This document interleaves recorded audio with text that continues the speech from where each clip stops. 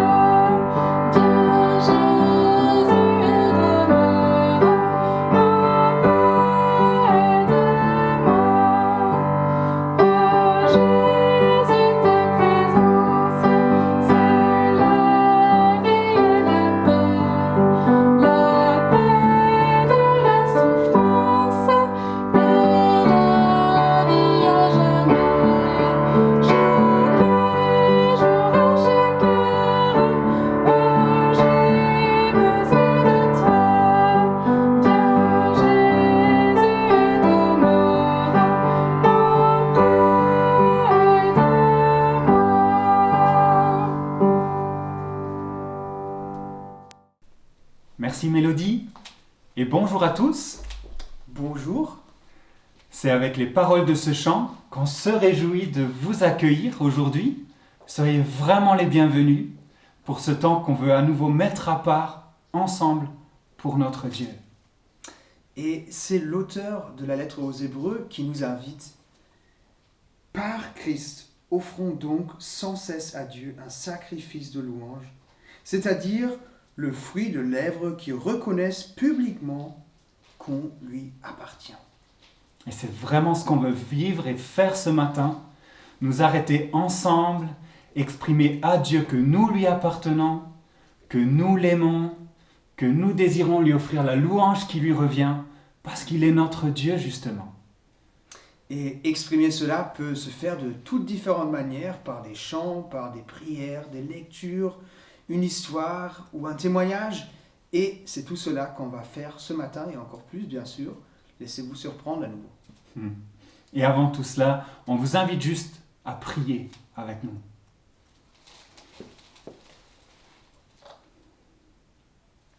Merci mon Dieu pour ce temps que nous pouvons une fois de plus mettre à part ensemble. Pour toi. Toi, tu connais nos cœurs et tu connais la semaine que nous avons eue. Tu sais là où nous sommes maintenant. Je te prie que tu nous aides à regarder à toi. Nous voulons vraiment nous arrêter ensemble, reconnaître ensemble que tu es Dieu et t'offrir la louange qui te revient. Merci de nous accompagner dans tout ce que nous voulons vivre maintenant pour toi. Amen. Maintenant, on passe la parole à Mélodie qui va nous conduire à travers la louange.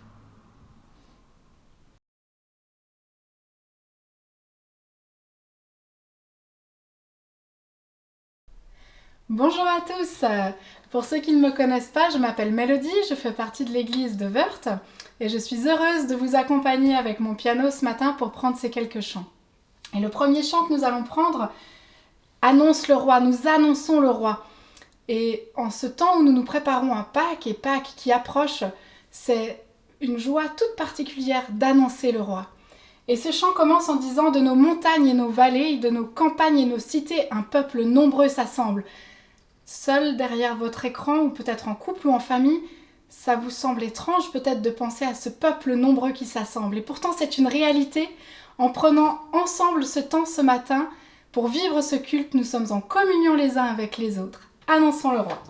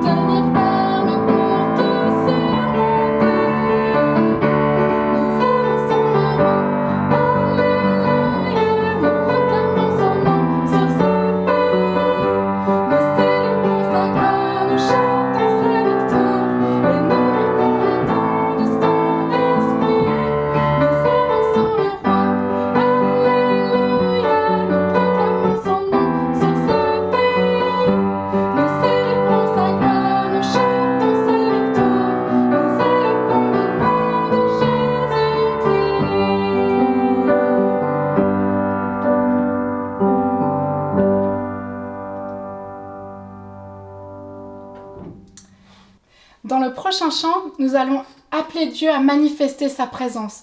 Je ne sais pas si de voir la présence de Dieu, de le voir agir d'une façon palpable, vous enthousiaste autant que moi. C'est un chant qui me tient beaucoup à cœur. Manifeste ta présence et convainc-moi de ta puissance. Je crois qu'en ces temps tout particulièrement, nous avons besoin d'être convaincus tout à nouveau de la puissance de notre Dieu.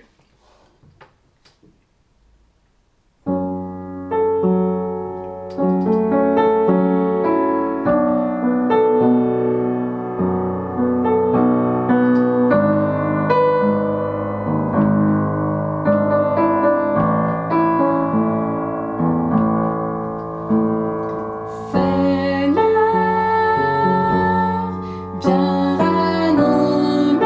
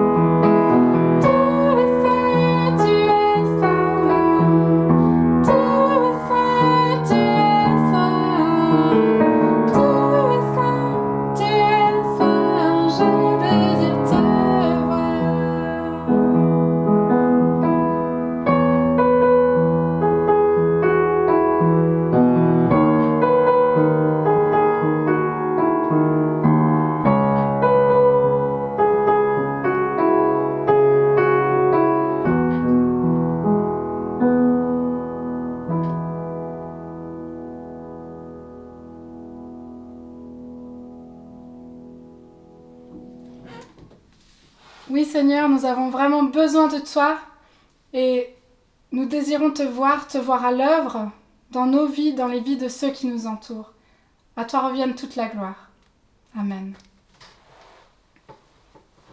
Merci Mélodie pour ce moment de communion avec Dieu profond. On a vraiment par Jésus-Christ ce privilège de pouvoir nous approcher du Dieu 3 fois saint, ce privilège d'être au bénéfice de sa grâce, d'apprendre chaque jour à mieux le connaître, à marcher avec lui, qu'on soit petit ou grand en fait. Et c'est à ce propos qu'on aimerait maintenant laisser Anne nous conduire dans ce qu'on a appelé la minute des enfants.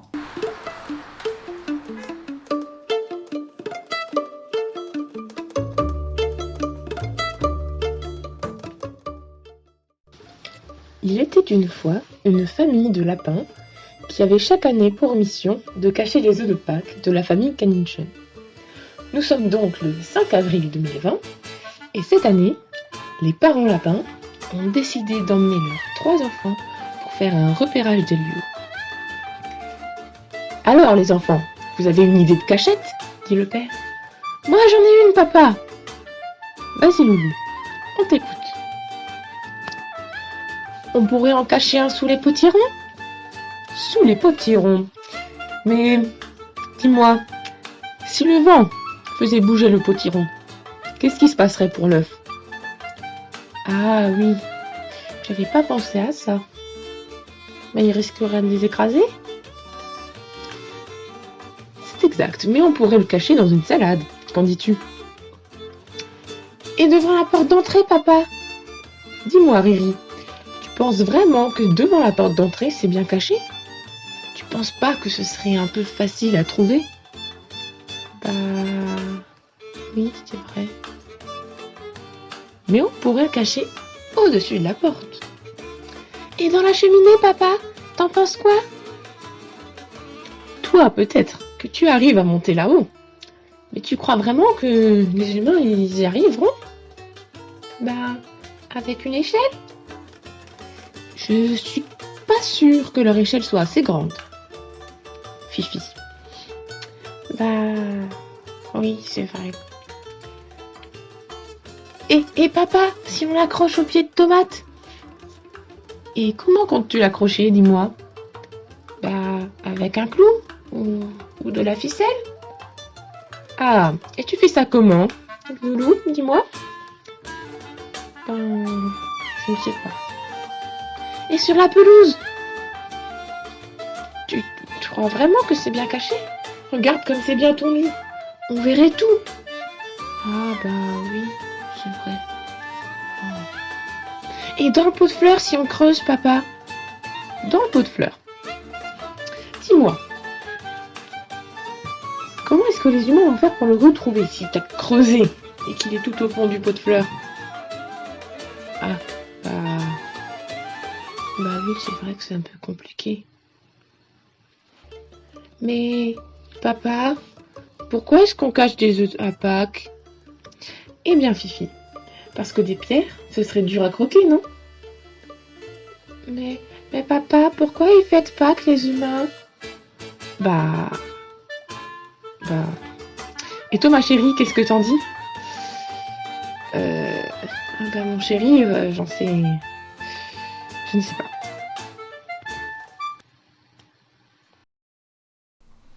Merci Anne pour tout ce que tu nous as préparé pour aujourd'hui. Je ne sais pas ce que vous aurez répondu les enfants à cette question des lapins. Si nous fêtons Pâques, c'est pour nous rappeler ce que Jésus a fait pour nous il y a près de 2000 ans en arrière déjà. Son amour pour toi, comme pour moi, pour nous, l'a conduit un jour à offrir sa vie pour que nous puissions être réconciliés avec Dieu et devenir son enfant. C'est d'ailleurs ce qu'on est en train de voir depuis plusieurs jours déjà maintenant, à travers le carnet que tu as peut-être l'occasion de suivre durant la semaine et lorsqu'on se retrouve ensemble. Et c'est un carnet de préparation. Et la semaine qui va venir maintenant, ce sera la semaine finalement de Pâques. Et on aura un vendredi qui sera d'abord un jour de deuil, ça sera le jour de la mort de Jésus à la croix. Et on vous invite à prendre un temps ce jour-là particulier pour vous rappeler de la mort de notre Seigneur Jésus, comme la mort d'un proche qui nous est important. Et dimanche, ça sera donc un jour de fête, un jour de joie. Pour vous y préparer, du coup, on vous propose deux différentes choses. Premièrement, on vous propose de faire un lemmelet. Donc, pour ceux qui ne comprennent pas l'alsacien, ça veut dire un agneau de Pâques. Alors, ça va être un agneau sous forme de brioche. On vous met une recette dans les commentaires si vous voulez en faire un à la maison chez vous. On vous propose de faire ça et on va le manger ensemble pendant le culte au même moment. Et pourquoi pas en faire un de plus et l'offrir au voisin ou à un ami. Deuxièmement, on vous propose de vous préparer en nous envoyant une photo de vous. Eh bien, on aimerait faire une mosaïque avec toutes les photos des personnes qui regardent nos cultes. Et on vous propose de, du coup, vous mettre en blanc et prendre une photo individuelle de chacun et chacune de vous. Et on va composer de ça une mosaïque. Ouais, ça sera trop bien. Et avec ça, de se dire ensemble, mais connaître Jésus, c'est vraiment un cadeau. C'est vraiment un cadeau. Et on te propose d'écouter maintenant comment est-ce que Jésus est justement un cadeau pour deux personnes de nos églises et qui travaillent en ce moment dans un hôpital, c'est là leur profession. Et tu sais certainement que cette période est difficile aussi pour ceux qui travaillent dans les hôpitaux. Et ces deux personnes ont choisi de nous le raconter un petit peu ce matin.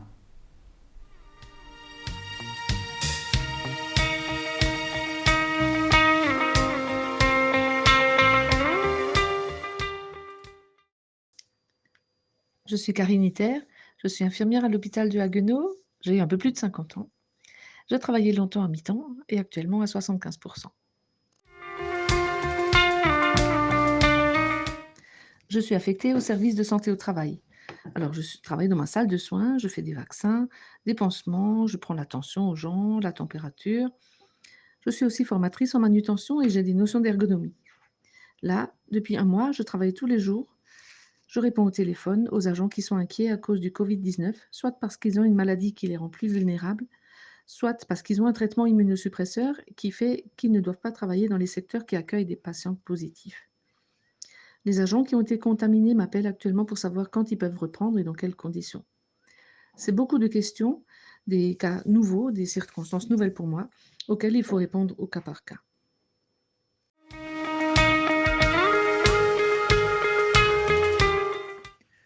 Ma foi me permet juste de faire confiance à Dieu. Je prie le matin pour qu'il renouvelle mes forces et qu'il me soutienne pour ce que j'ai à faire dans la journée. Je prie le soir pour que je puisse aussi déposer tout ce que j'ai accumulé comme difficultés et soucis dans la journée pour que je puisse dormir et vraiment bien récupérer. Grâce à Dieu, je ne suis pas malade, malgré mes nombreux contacts et le fait que je circule partout à l'hôpital. Je remercie Dieu aussi pour le fait que je ne souffre pas du confinement. Mon mari, qui est habituellement en déplacement, est à la maison actuellement et il me rend la vie aussi belle que possible. Dans les moments de découragement, parfois j'ai l'impression que je suis arrivée au bout de mes ressources physiques et psychiques.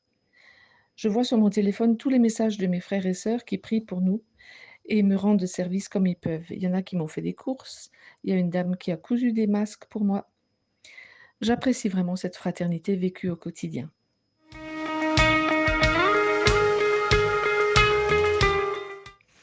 Alors, si vous voulez continuer de prier, la bataille n'est pas finie.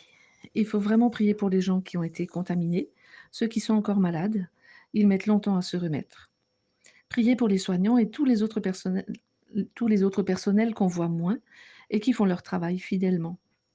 Priez aussi pour que les chrétiens puissent être des messagers de paix, chacun là où Dieu nous a placés, et qu'on puisse utiliser ces circonstances pour témoigner à nos collègues d'où vient notre force. Merci.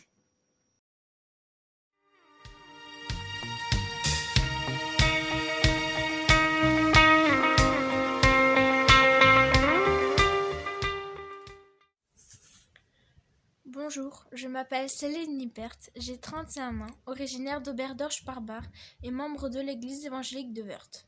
Je travaille à l'hôpital civil d'Haguenau en tant que manipulatrice en radiologie.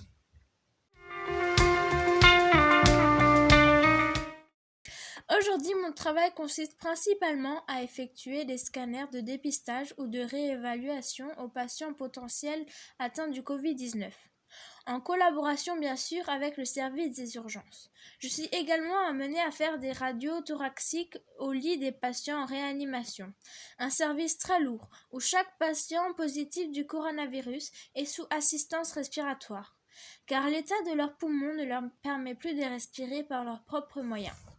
Nous traversons actuellement une période difficile. Nous nous battons contre quelque chose d'invisible à l'œil nu, extrêmement contagieux, dangereux et pour le moment incontrôlé. Au vu du nombre toujours plus important des personnes contaminées, comment ne pas céder au doute, au stress, à l'angoisse et même à la peur? Comment allons-nous gérer? Y aura-t-il une fin? Nous avons totalement dû réorganiser notre façon de travailler. Aménager nos locaux ainsi que nos horaires de travail, tripler les effectifs et prévoir de gros stocks de matériel pour pouvoir accueillir tous ces patients dans les meilleures conditions. Vous l'aurez compris, le défi est de taille, rassurer, entourer et épauler chaque malade, sans oublier gérer son propre stress et ses émotions. Il m'est parfois difficile de voir la souffrance des gens. Ne pouvant les soulager, on se sent bien impuissant. Toute cette réorganisation du travail crée également des tensions et des frustrations au sein même de l'équipe soignante. Mais on nous demande de tenir malgré les problèmes et malgré la fatigue.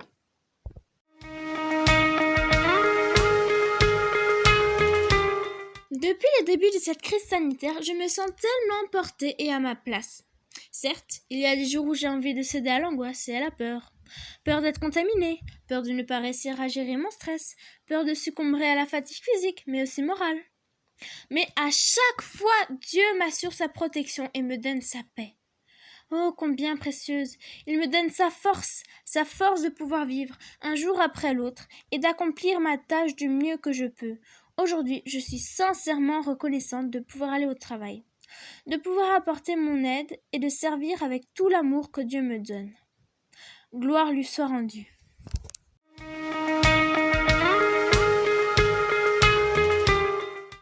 S'il vous plaît, priez pour la protection physique mais aussi morale de tout le corps médical, en particulier pour les services de soins accueillant des malades gravement atteints du coronavirus. Priez également pour le personnel du service de réanimation. Ils font un travail éprouvant mais remarquable. L'unité au sein même de l'équipe soignante, la sagesse des médecins et de tous les soignants dans la prise en charge des malades, qu'un traitement efficace soit trouvé, que Dieu puisse nous donner les forces et l'énergie nécessaires jour après jour, que je puisse également être un témoignage là où Dieu me place. Un grand merci, soyez bénis. Merci beaucoup Céline, Karine pour votre témoignage que nous voulons aussi maintenant accompagner dans la prière. Alors, on vous invite avec nous maintenant à un moment de prière.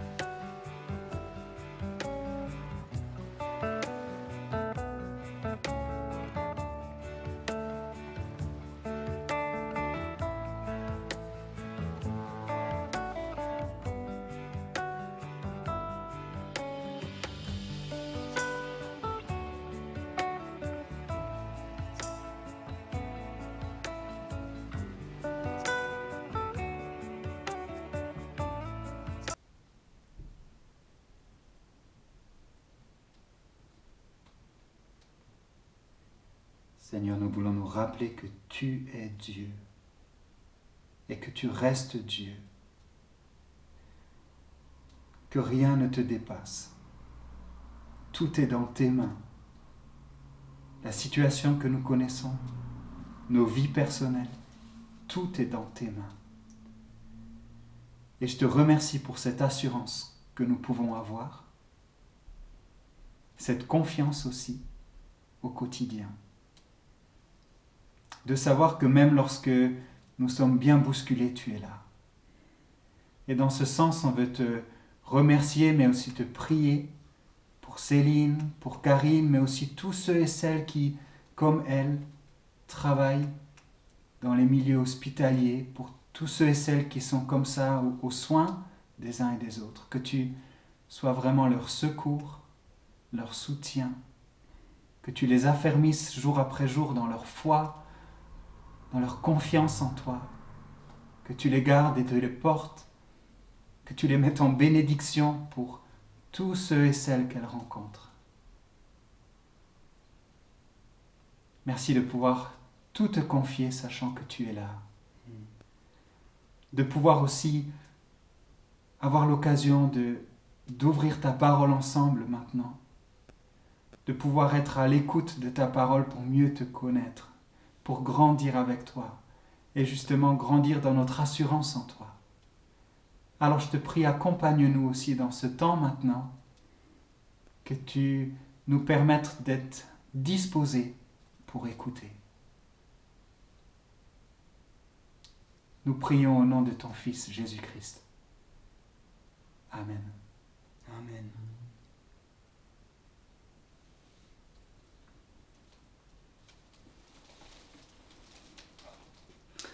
Pour les familles qui le souhaitent, vous pouvez suivre maintenant la leçon 11 qui est proposée dans le carnet, ou bien le matériel que Annie a à nouveau préparé pour les enfants.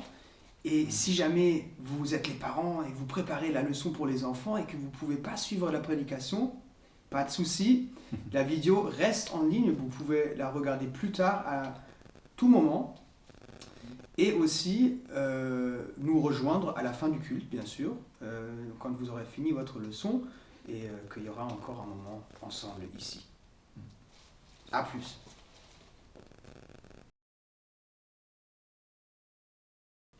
Bonjour à tous. Aujourd'hui, nous allons continuer notre cheminement vers Pâques avec la 11e histoire dans notre carnet. C'est l'histoire de Pierre qui va au tombeau. Vous suivez certainement tous avec attention les informations concernant l'épidémie que nous vivons. Et nous compatissons de tout cœur avec le personnel médical qui manque de moyens, notamment qui manque de masques. Concernant ces masques, nous avons été rassurés de savoir que l'État a fait récemment une grande commande. Et d'ailleurs, les régions, elles aussi, ont fait leur commande. La région Grand Est a même mis une vidéo en ligne, tournée dans un entrepôt en Chine, où l'on voyait les masques qui étaient prêts pour nous et qui étaient prêts à nous être envoyés. La vidéo, cette preuve ultime qu'une information est vraie. Ou peut-être pas. Quand pour certains, tout ce qui passe à la télé, c'est la réalité, pour d'autres, c'est tout le contraire. Tout ce qui passe à la télé doit être truqué. Les uns sont crédules sans se poser de questions, les autres sont complètement incrédules. Quels que soient les éléments avancés, ils ne croiront jamais la version officielle. Mais arrêtons-nous un instant sur le fait que le président de la région Grand Est ait posté une vidéo pour montrer que les masques tant attendus étaient bien en train d'arriver. Qu'est-ce que cette communication nous apprend sur nous-mêmes, citoyens français ? Cela nous apprend que nous, citoyens français, en grande majorité, nous ne faisons pas confiance aux informations que nous recevons. Et surtout que nous nous croyons capables de juger de loin, sans avoir été témoins des choses, ce qui est vrai de ce qui ne l'est pas. C'est tout de même incroyable de se dire que pour que nous puissions croire que ces masques arrivent, il fallait nous en donner les preuves. Si on ne voit pas, on ne croit pas. le communiqué du président de région qui date du 21 mars et qui annonçait la commande des 5 millions de masques ne nous suffisait-il pas pour croire?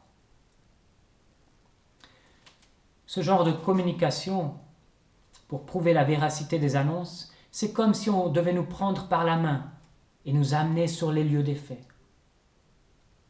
Cela devrait nous faire réfléchir sur nous-mêmes et sur notre incapacité à croire sur parole quand les informations sont correctes.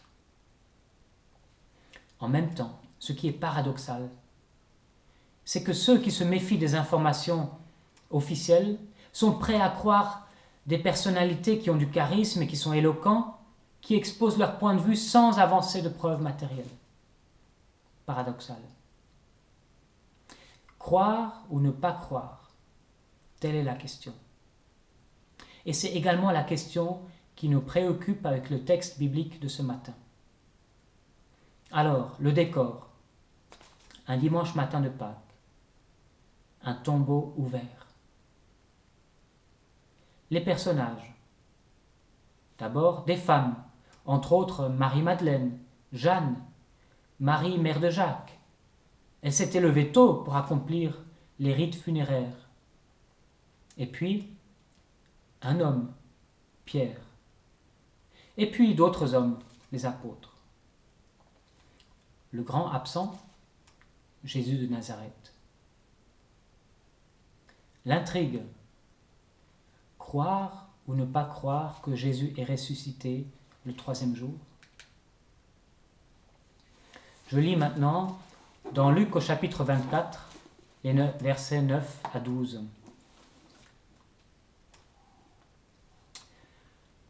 Du tombeau, elles s'en retournèrent pour annoncer tout cela aux 11 et à tous les autres. C'étaient Marie-Madeleine, Jeanne, Marie, mère de Jacques, et les autres avec elle le dirent aux apôtres. Mais ces paroles leur apparurent comme une niaiserie, et ils ne crurent pas ces femmes. Mais Pierre se leva et courut au tombeau.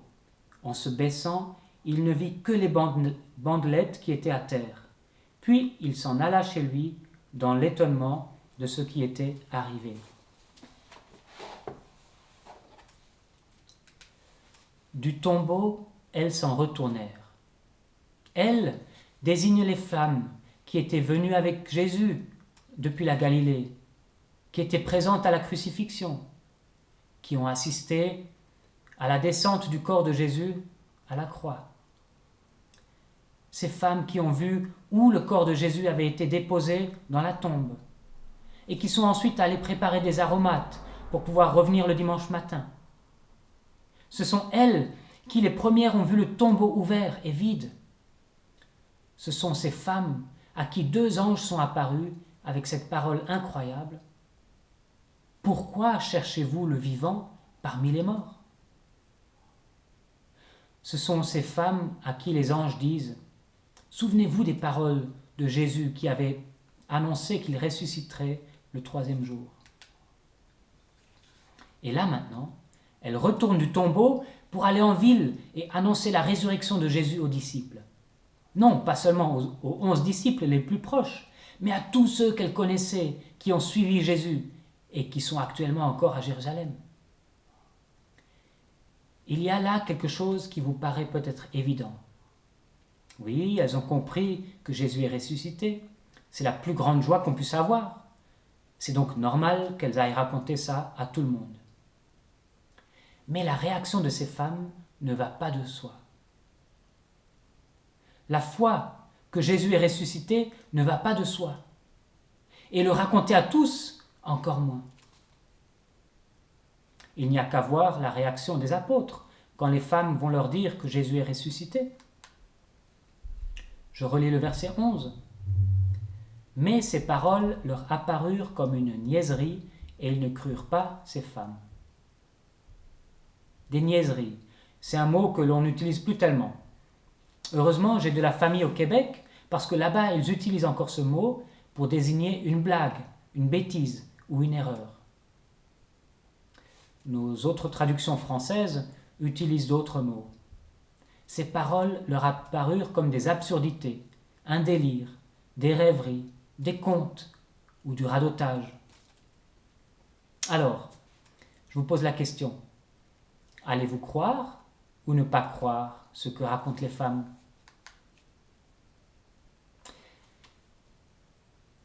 Je soupçonne votre réaction.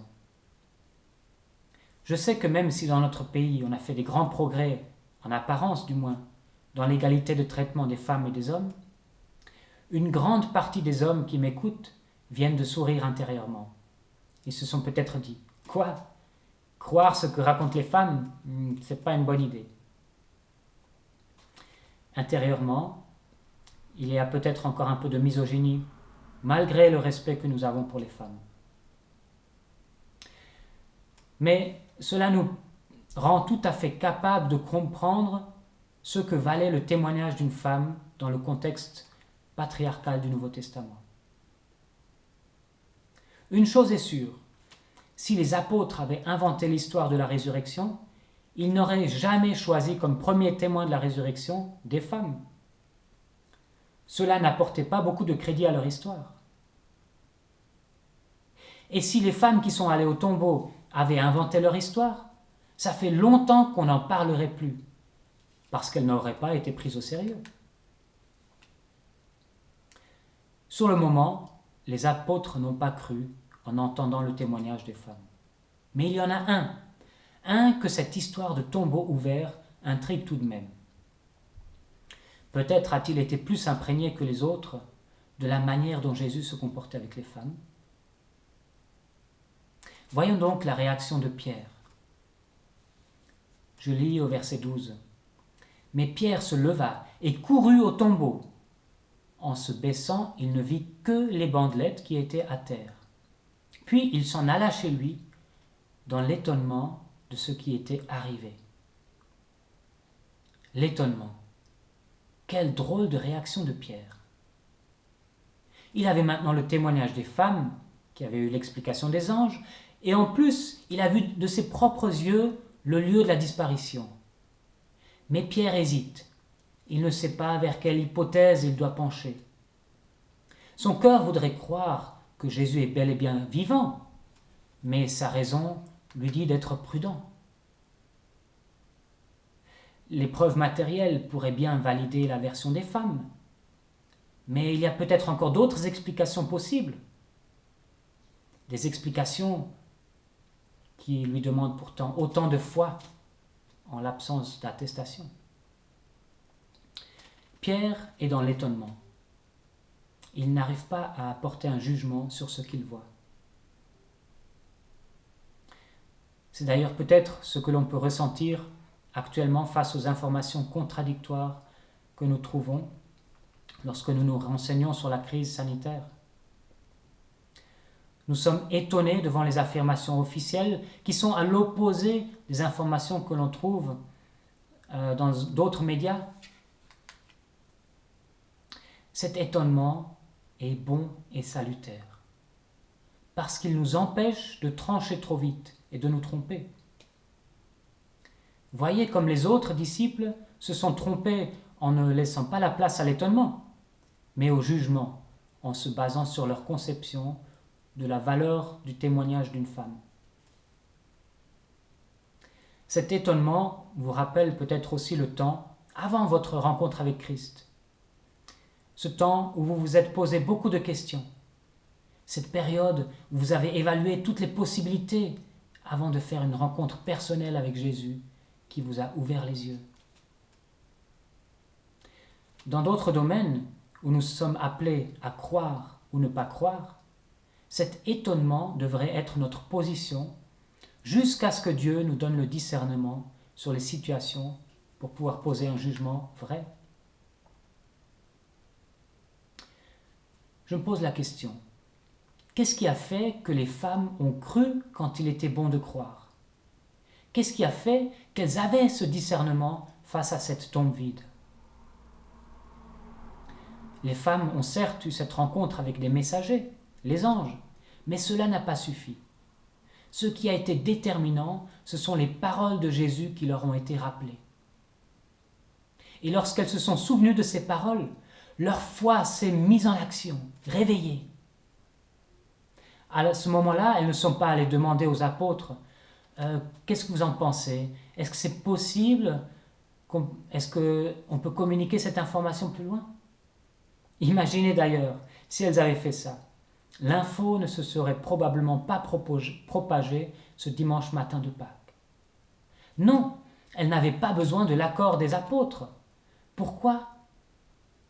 Parce qu'elles avaient les paroles de Jésus pour elles. Et pour nous aussi, c'est la parole de Dieu tout entière que nous devons avoir pour nous lorsque nous jugeons de quelque chose et que nous affirmons quelque chose avec foi. Je ne vais pas m'étendre sur les autres polémiques de l'actualité, les infos officielles qui sont remises en cause par les infos alternatives, et ces infos alternatives qui prétendent que les circuits officiels voudraient nous cacher la vérité. Je ne vais pas rentrer dans le détail, mais franchement, en prenant un peu de recul, en observant avec quel orgueil ces pseudo-réinformations sont présentées, je ne leur donne pas plus de crédit qu'aux informations officielles. Alors, parfois, dans ces circonstances, il faut savoir dire qu'il peut y avoir du vrai dans les deux versions, mais que je ne suis pas en capacité de juger parce que le sujet est trop complexe. Alors, je reste dans l'étonnement. Mais parfois, il faut creuser la question. Il est important de la creuser. Il est important de faire des recherches dans d'autres sources pour se faire un avis juste. Parce qu'il arrive que notre position nous engage et que nous ne puissions pas rester dans l'étonnement sans nous rendre complices de celui qui a des mauvaises intentions. Chrétiens, ayons du discernement. Soyons particulièrement sages avant de colporter des idées fausses, de transmettre une vidéo virale ou d'appeler à une pétition et qui se révélera plus tard erronée. Ayons également du discernement pour comprendre ce que Dieu veut de nous dans les temps que nous vivons.